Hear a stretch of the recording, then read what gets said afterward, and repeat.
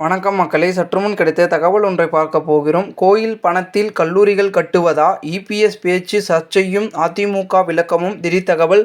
இந்த ஒரு தகவலை பற்றி தான் நாம் பார்க்க போகிறோம். தகவலை பார்ப்பதற்கு முன்னதாக நீங்கள் நம்மளுடைய சேனலுக்கு புதிய பார்வையாளர்களாக இருந்தீர்கள் என்றால் மறக்காமல் நம்மளுடைய சேனலை சப்ஸ்கிரைப் செய்து வைத்துக் கொள்ளுங்கள் மக்களே.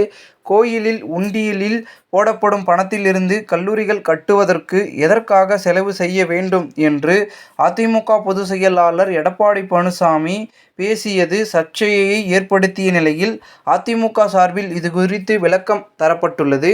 அதிமுக பொதுச் செயலாளர் எடப்பாடி பழனிசாமி மக்களை காப்போம், தமிழகத்தை மீட்போம் என்ற தலைப்பில் கோவை மாவட்டம் மேட்டுப்பாளையத்தில் நேற்று தனது சுற்றுப்பயணத்தை தொடங்கினார்.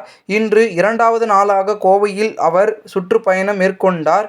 இன்று மாலை வடவள்ளி பகுதியில் நடந்த பிரச்சார கூட்டத்தில் பழனிசாமி பேசிய பொழுது, கோயிலை கண்டாலே சிலருக்கு கண்ணை உறுத்துகிறது.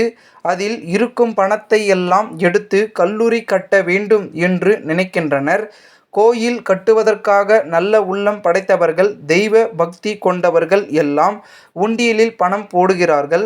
அது அறநிலையில் துறைக்கு போய் சேர்கிறது. கோயில் அபிவிருத்தி செய்து விரிவுபடுத்துவதற்காகத்தான் நீங்கள் பணம் போடுகிறீர்கள். ஆனால் அந்த பணத்தை எடுத்து கல்லூரி கட்டுகிறார்கள்.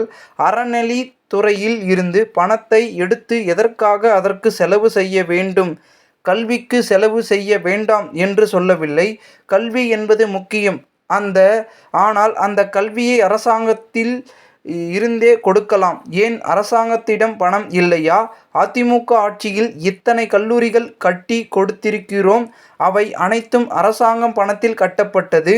ஆனால் நீங்கள் அறநிலைத்துறை பணத்தை எடுத்து இதற்கு செலவழிப்பது எந்த விதத்தில் நியாயம்?